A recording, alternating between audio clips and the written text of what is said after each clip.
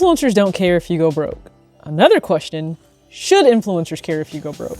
To add context, you going broke because you're enticed and influenced to buy, and you do buy, every and anything this individual may share on their own platforms, whether it's a personal pickup or a sponsored post. Do they care, and should they care?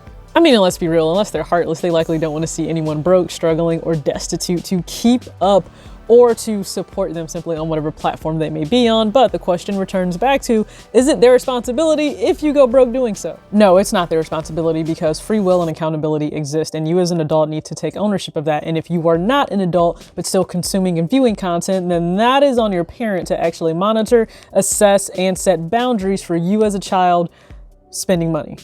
I'll link the creator who inspired this video. She did a phenomenal job on the discussion, the topic at hand, and she also deserves far more subscribers than what she actually has. So again, her original video is below, and let's discuss this in the context of sneaker, YouTube, and sneakers and streetwear, because that's what we're both passionate about. That's why we're both here. I mean, hey, you clicked on this video, so I'm guessing that's why you're here.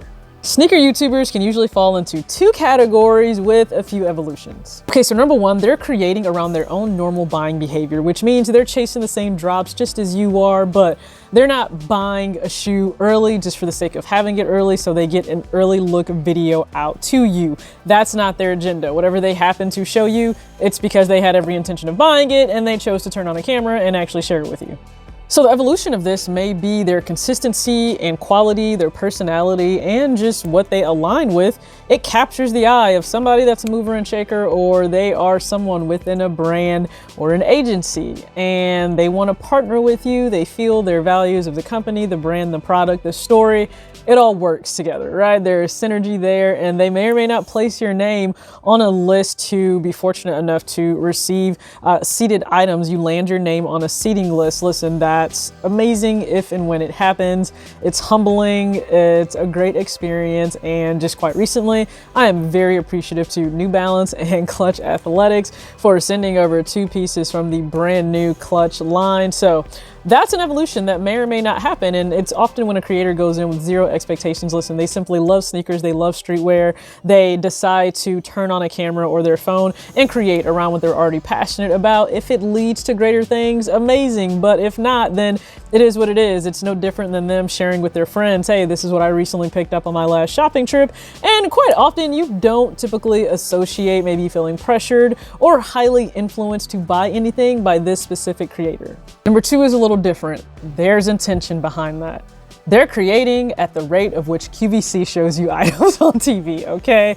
They know exactly why they're doing it and what they're doing it for, and YouTube is intended to either be a major source of cash flow for them or the optimal, the primary source of cash flow for them. That is their career, that is their livelihood for them and their family. So this isn't just about showing you what I may like. No, it's about numbers. It's a numbers game. They want to get as many pairs in front of you as they possibly can. Like I said, there's intention behind that, okay? They're not playing around. They are doing the tricks of the trade in terms of YouTube. You are seeing the YouTuber face, and that's right, I'm talking about jaw open, mouth open thumbnails. And yeah, let's just be real, like that's every thumbnail, every pickup is just over the top shocking for them. Yeah, there's an agenda behind it. Let's be very clear, they are paying the high to get that shoe more than likely early to you unless they are that connected, and that doesn't necessarily mean that there's a positive ROI on buying that shoe early and paying the high price. That doesn't occur for everyone. Sometimes you are in the red trying to get that shoe out early because the RPM and the CPM may not be very high for the video or for your specific channel based on the niche that you're in. That relates to the money that a creator is actually making per video. So let's say they're only making $20 in the video, but they spent an extra $200 or $250 early to get the shoe. Hopefully they're able to sell it and make that money back. And please understand, there's a lot of times they've sold the shoe immediately once the video is done. Like it's like a whole catch and release game. Now, as a viewer and a consumer, be mindful of the second approach, because their agenda and what benefits them is to show as many pairs as possible to optimize their bottom line. So if you get caught up in every pair being a must-have and it's the shoe of the year and we're not even more than 3 months through the actual year itself, and you get caught up and you're jeopardizing your livelihood and bills and needs just to get these shoes, that is 1000% on you. I say that respectfully, okay? I say it respectfully, and I still don't assume any negative intent in terms of creators wanting someone to be down bad and unable to do the things they need to do in life just because they went out and bought shoes or they purchased streetwear. And it may be with the intention of flipping it and making a profit, and they have that as another source of cash flow. I get that, but there's risk involved there, and you don't control what the market does. It can go up or it can go down based on when a shoe drops and what the actual secondary market says that it's worth in that time period. So again, I don't think creators want you to be down bad, but if you are, that doesn't fully really, okay, it doesn't fall on them, at least in my personal opinion. It just doesn't. The reality is they have no idea what your financial situation is, what you have on the horizon, what you've already gotten yourself into, whether it's student loan debt, credit card debt, a car loan, a mortgage. They have no idea your financial situation.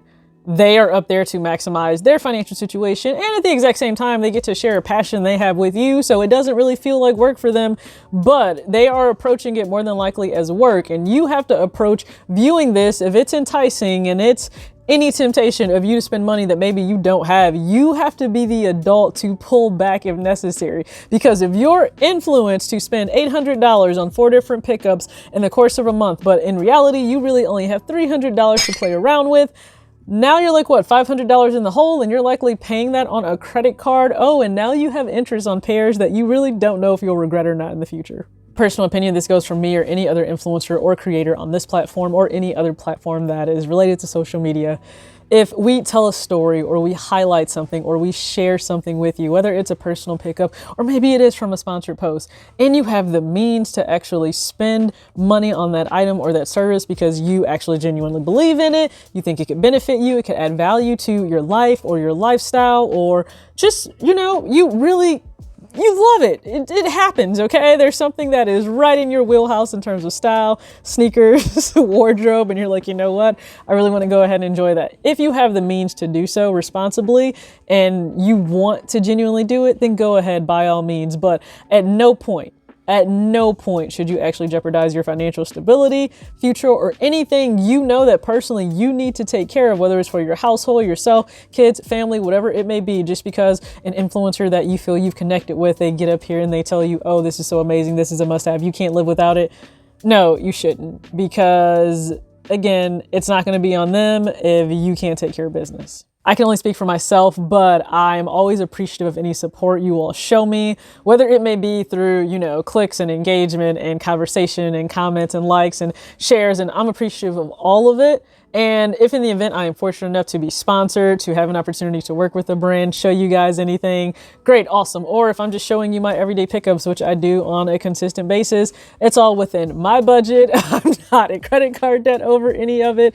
And if you would like to go ahead and buy those things for yourself, awesome. Please don't ever feel compelled or influenced to do so if it puts you in a bad position. I would feel bad if that occurs, but also then I can't take ownership of that because I don't know your situation. Only you know that, and you have to be accountable for that. So I think influencers, if they have a heart, they certainly care about their viewers and their financial stability, but we have no control over that. So be mindful of that, please, especially if you have young children that are viewing social media and content and consumerism on a consistent basis, which they likely are no matter the platform. But that's all I got for you guys today. If you enjoyed the video, go ahead and leave a like. You guys know I deviate from regular sneaker content just to discuss different topics with you guys. And anytime you tune in, I really appreciate it. As always, act your age, not your shoe size.